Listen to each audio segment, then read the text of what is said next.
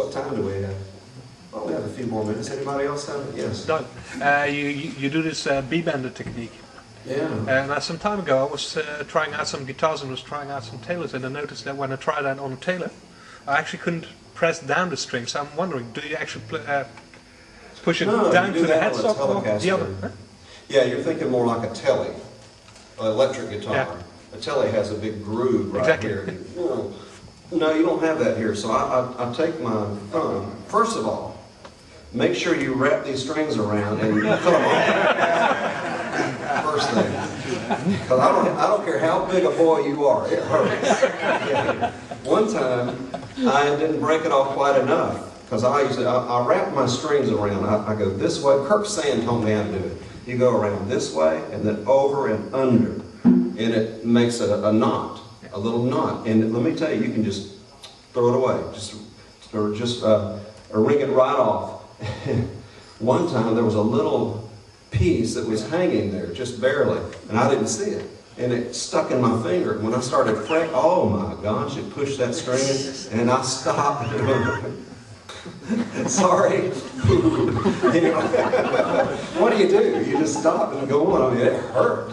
Like the Dickens. And so anyway, I take my thumb and my two fingers, and I found out when I started playing a Taylor, I thought, oh, that's cool, you know. And I had been writing a song, electric guitar, say,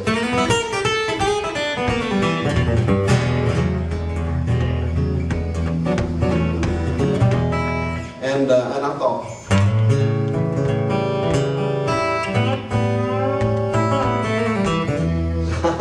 whoa, cool. And so I take my thumb and two fingers and I push. Remember Tommy, with a thumb and two fingers he started to play. But you do it on your left hand. So your thumb goes over here, and you push up, not down.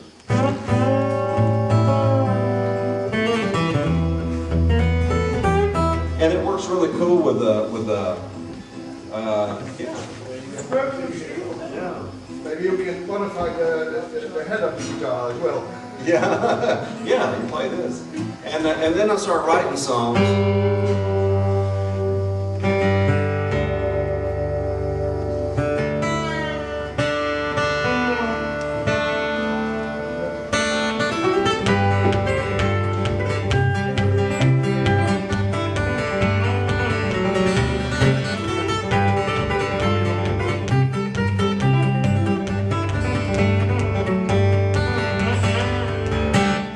Songs like that, you know. And there's one I wrote.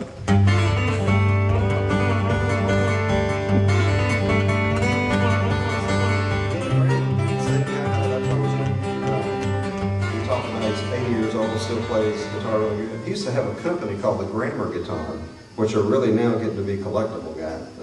So you might want to look on the internet for this.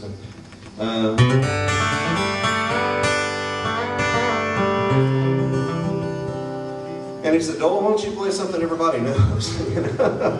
And so I did, and I got that.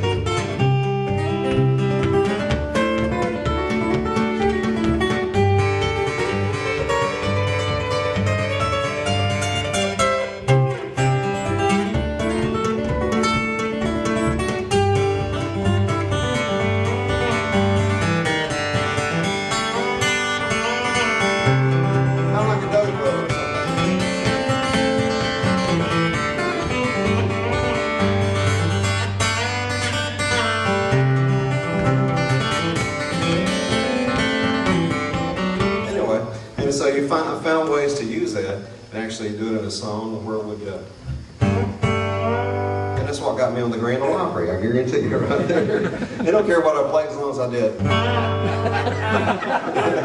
Sometimes you get sassy. What's the tuning? It's D, A, G, D, G, D. So if this were an A, it would be dadgad, but it's a G. Just think of it that way. Or if this were a B, it would be open G chord. And so remember this God's favorite chord, G sus? Yeah. It's actually a G sus 2. It's a G sus 2. The record is funny because they do use that in a lot of liturgical music, G sus. And then G sus 2, and then they resolve. I still do that on an organ, but anyway, it's fun stuff. Yeah, it's just a B string, but it sounds like you do because you use it in different ways, you know. And sometimes I'll just use it as a little pass. And then,